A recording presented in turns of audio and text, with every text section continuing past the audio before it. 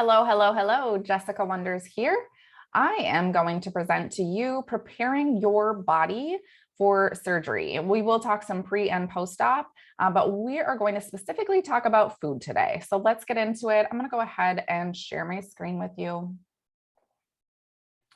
Beautiful. My name is Jessica Wonders. You can call me Jess. I'm a certified integrative women's health coach. I've got a specialty in endometriosis. I'm here to empower women to heal so they can live soul-aligned lives of abundance. Here's my disclaimer. This is for educational purpose only. Of course, speak with your doctor or nutritionist or dietitian about any of today's information before you make those changes. And here is my pledge to inclusivity. All right, let's talk about it. Nutrition. Pre-surgery goal is to reduce as much inflammation as possible.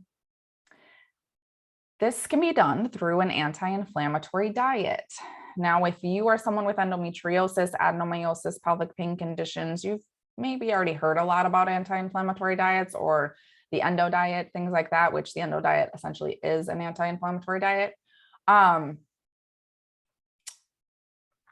Before I go any further, I want to say something. You will hear me speak about foods to eat and foods not to eat.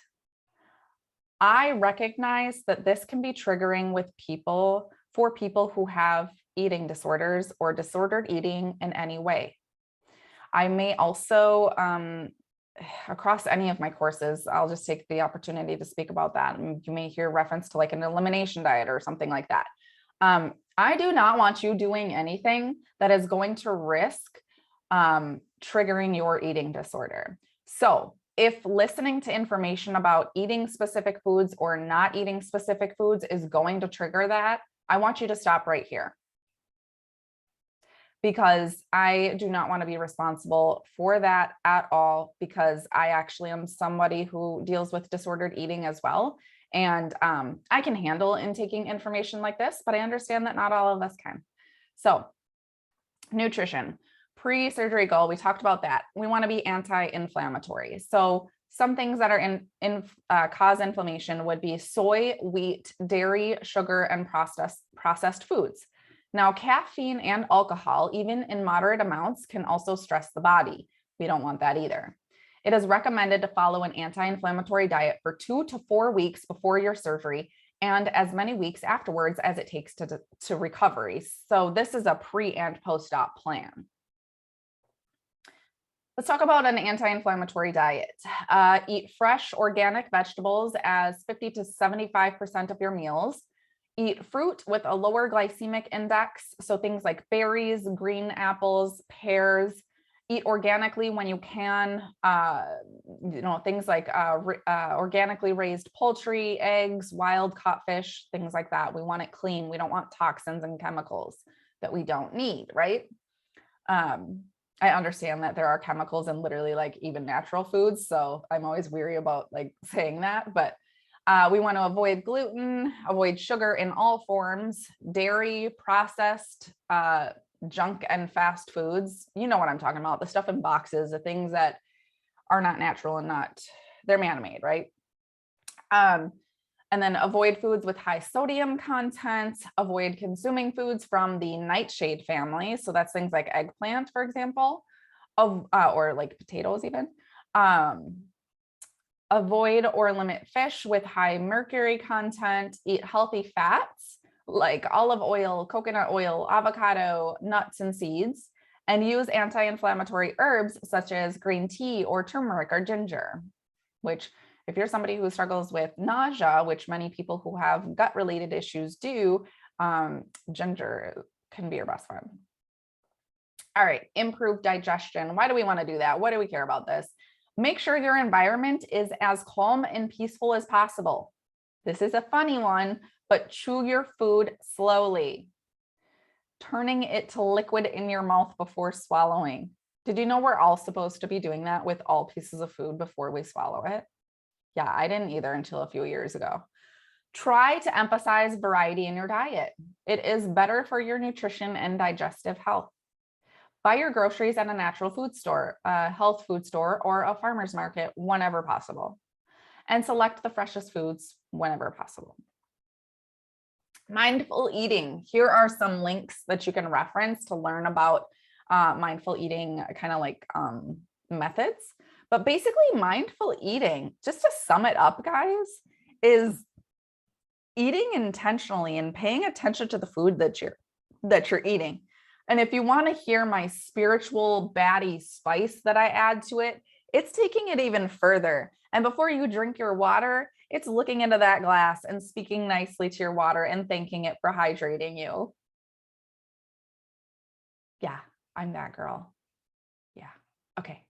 Moving on before I embarrass myself anymore. All right. Gluten found in whole wheat, white bread flour, rye, barley, and spelt. Acts as an inflammatory agent for many people. Symptoms of intolerance include joint swelling, bloating, sneezing, itching eyes, loose bowels, stomach pain, flatulence, achy joints, back pain, blood sugar imbalance, and more. Also, there's celiac disease. If you have celiac disease, you know you have celiac disease, and therefore you know you need to avoid gluten already. Sugar. Oh, let me just make sure. Okay. All right. Sugar. Major contributor of inflammation. High glucose levels have been linked to promotion of cancer cells, cause loss of tissue elasticity, and that's important in healing after a surgery. It's linked to heart disease, diabetes, suppressed immune system, hyperactivity, depression, mineral deficiencies, acidity, obesity, arthritis, gum and tooth disease, food allergies, fluid retention, and headaches. So sugar is connected to a lot of crappy things, guys. That's basically it. The amount of sugar in a 12-ounce can of soda will suppress your immune function by 30%. That's insane. For 3 hours after you drink it. What? Dr. Jacob T., The Fatigue and Fibromyalgia Solution, the essential guide to overcoming chronic fatigue and fibromyalgia easily. That's where that information came from.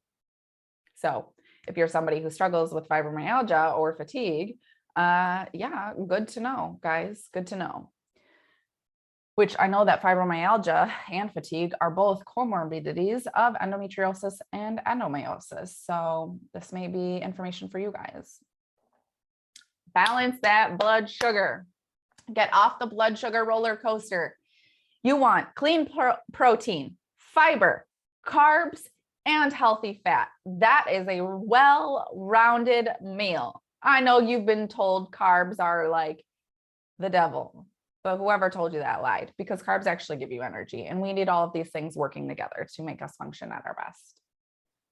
Now, add nutrients to heal your gut. You can do this by drinking bone broth, if that's easier for you. And if you are a vegan or vegetarian and you can't drink bone broth, there is a